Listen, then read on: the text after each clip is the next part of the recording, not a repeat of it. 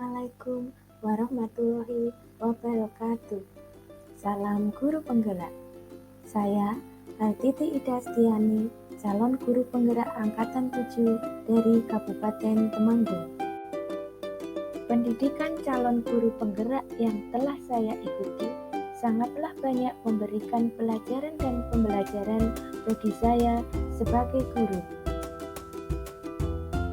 Dalam kesempatan ini, saya akan memaparkan kesimpulan dan refleksi pemikiran Ki Hajar Dewantara pada tugas koneksi antar materi modul 1.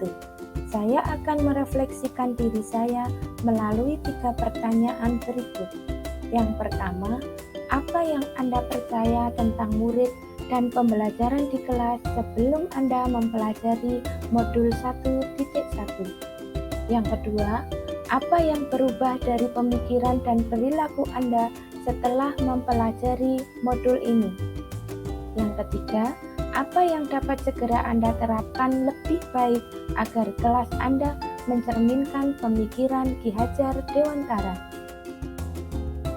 Sebelum belajar modul 1.1a, dalam pembelajaran saya lebih mengutamakan target kurikulum, sehingga berfokus pada ketercapaian materi.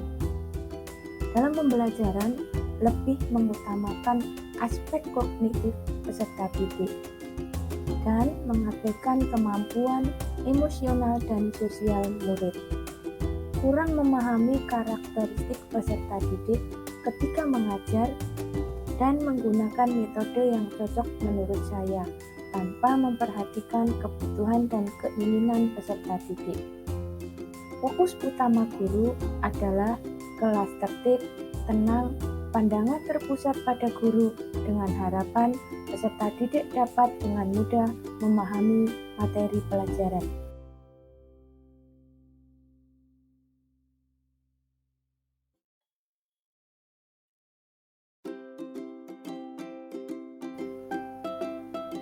Setelah belajar modul 1.1a, saya baru menyadari bahwa pendidikan adalah proses menuntun segala kodrat yang ada pada anak-anak agar mereka dapat mencapai segala keselamatan dan kebahagiaan.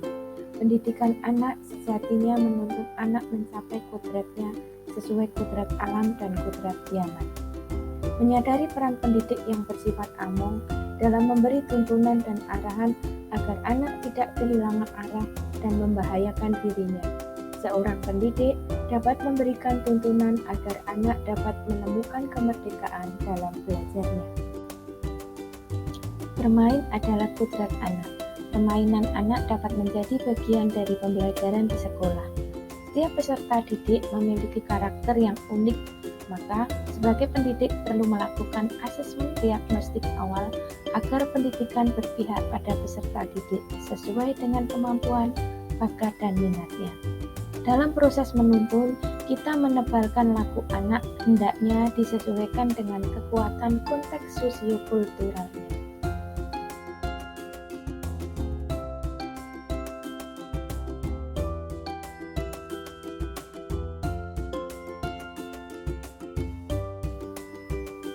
Penerapan pemikiran Ki Hajar Dewantara di kelas. Setiap peserta didik itu unik, maka saya harus segera melakukan asesmen diagnostik awal untuk pemetaan kemampuan, mengetahui karakteristik anak, gaya belajar, bakat, dan minat anak sehingga pendidikan menjadi berpihak pada anak. Merancang dan melaksanakan pembelajaran sesuai dengan kebutuhan peserta didik yang bermakna, menyenangkan, inovatif, menggunakan metode yang bervariasi sehingga peserta didik dapat mencapai kemerdekaan dalam belajarnya sesuai dengan kodrat alam dan kodrat zaman. Menumbuh kembangkan potensi peserta didik dengan pembiasaan budaya positif dengan memperhatikan kearifan lokal budaya setempat agar anak tumbuh selamat dan bahagia.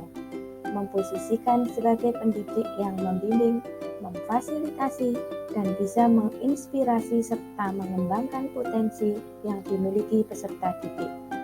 Menciptakan kondisi belajar yang nyaman dan menyenangkan sesuai dengan kodrat anak, yaitu bermain. Itu nih kamu dah. Oke, anak iki Zaki ya.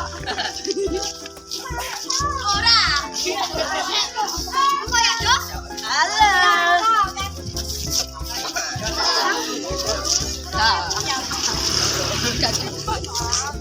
Halo.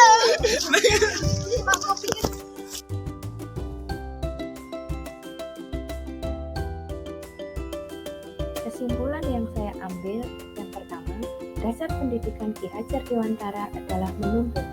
Kedua, merdeka adalah kodrat anak, yaitu merdeka secara lahir dan batin dengan cara bermain. Yang ketiga, pendidikan harus berpihak pada peserta didik. Keempat, pendidikan menebalkan laku anak dengan kekuatan konteks diri anak dan sosiokultural. Yang kelima, perpaduan harmonis antara budi pekerti, watak, dan karakter. Demikian yang dapat saya sampaikan. Wassalamualaikum warahmatullahi wabarakatuh. Salam dan bahagia.